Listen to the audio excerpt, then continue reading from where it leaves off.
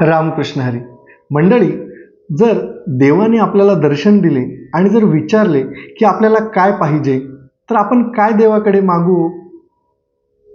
जगद्गुरु तुकाराम महाराज आपल्याला सांगतात की जर देवाने आपल्याला दर्शन दिले आणि जर आपल्याला काही विचारले की तुम्ही माझ्याकडे काहीतरी वरदान मागा, त्यावेळेस आपण देवाकडे काय मागायचं तेच आपण तुकाराम महाराजांच्या अभंगामधून समजून घेऊ. समचरण दृष्टी विटेवरी साजिरी, समचरण दृष्टी विटेवरी साजिरी, तेथे माझी हरी वृत्ती राहो, आणि कन लगे माईक पदार्थ, तेथे माझे आर्त नको देवा.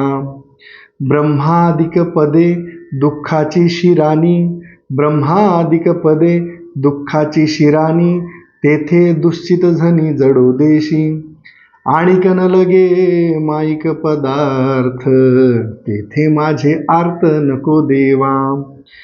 तुका म्हणे त्याचे कळले आम्हा वर्म, तुका म्हणे त्याचे कळले आम्हा वर्म, जे जे कर्म धर्म नाशिवंत, आणि कन लगे माईक पदार्थ, तेथे माझे आर्त नको देवा.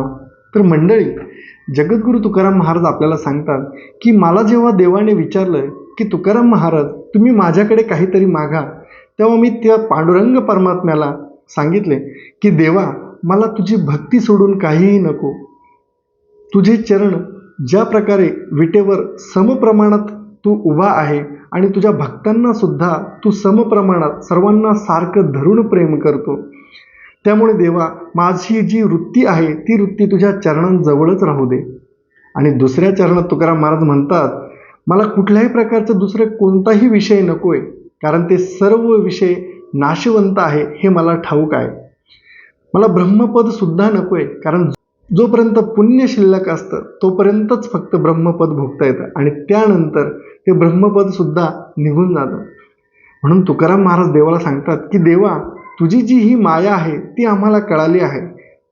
म्हणून तर तुकाराम महाराज म्हणतात ना, तुका म्हणे त्याचे कळले आम्हा वर्म, जे जे कर्म धर्म नाशिवंत, की बाबांनो आपण जे पण काही कर्म करू ते सर्व नाशिवंत आहे. म्हणून माझी वृत्ती पांडुरंग परमात्म्याच्या ठिकाणी अखंड राहो, हेच माझं देवाकडे मागणं आहे. आणि म्हणून मंडळी, आपण सुद्धा देवाकडे जर काही विषय मागत असाल तर सावध व्हा आणि देवाकडे फक्त अखंड भक्ती मागा. रामकृष्ण हरी.